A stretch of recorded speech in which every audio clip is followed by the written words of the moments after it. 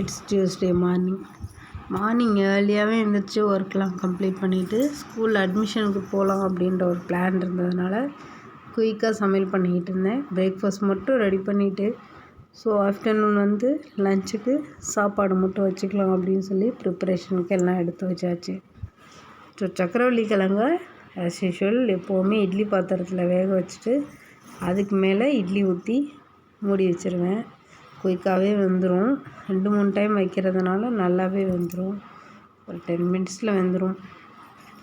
So இந்த இட்லி மாவு as usual இப்போ எல்லாம் சம்மர் டைமா இல்லை யூஸ்வலாக எல்லோரும் இப்படி தான் மாவு அரைப்பாங்களான்னு தெரில.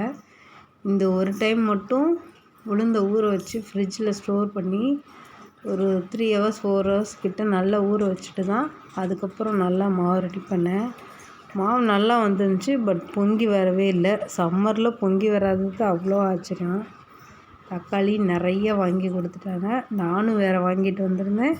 சந்தைக்கு போனதுனால எங்கள் மாமியாரும் கொடுத்து விட்ருந்தாங்க. ஸோ தக்காளியெல்லாம் பிரித்து வச்சுருந்தேன். 2 டேஸ் கூட இந்த வெயிலில் தாங்க மாட்டுது. பார்த்து எடுத்துகிட்டு இருந்தாலும் தக்காளியெல்லாம் ஒரு 10 தக்காளிக்கிட்டே வேஸ்ட்டாக தான் வந்துச்சு.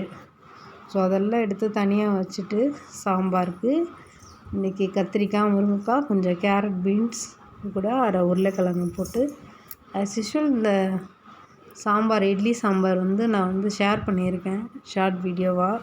அதில் பாருங்கள். வேணுன்றவங்க விருப்பப்படுறவங்க பாருங்கள்.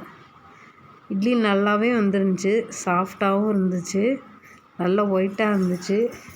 ஆக்சுவலி உமா லைஃப் ஸ்டைல் அவங்க சேனல் பார்த்து தான் நான் அந்த பேட்டரே அரைச்சேன்.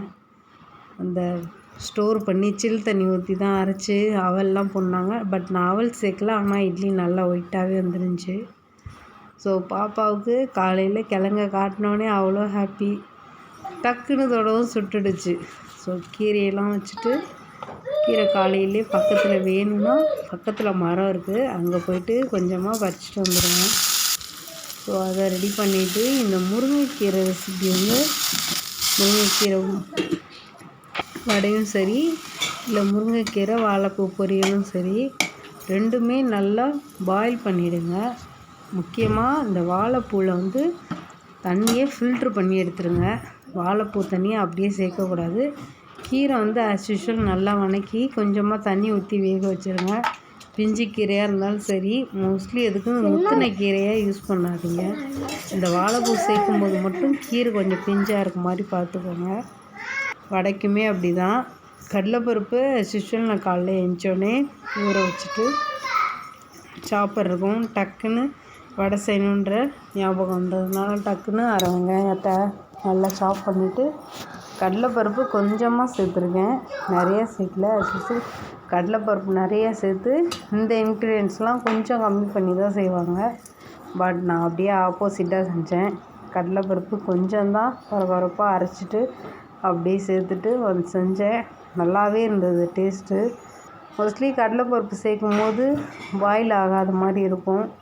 பட் இந்த டைம் அப்படிலாம் இல்லை. கடலைப்பருப்பு கொஞ்சமாக சேர்த்ததுனால நல்லாவே குக் ஆகிடுச்சு.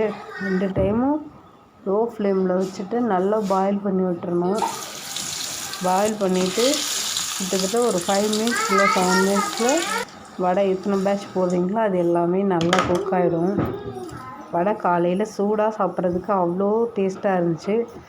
பட் நான் காலையில் இட்லியும் சாம்பாரும் ப்ரிப்பேர் பண்ணதுனால அது கூட பரவாயில்லன்னு வச்சு சாப்பிட்டுட்டு ஆஃப்டர்நூனுக்கு ரசம் சாதமும் இந்த ஆம்லேட்டும் தான் இருந்துச்சு. அது ஃப்ளாப் ஆகிடுச்சு.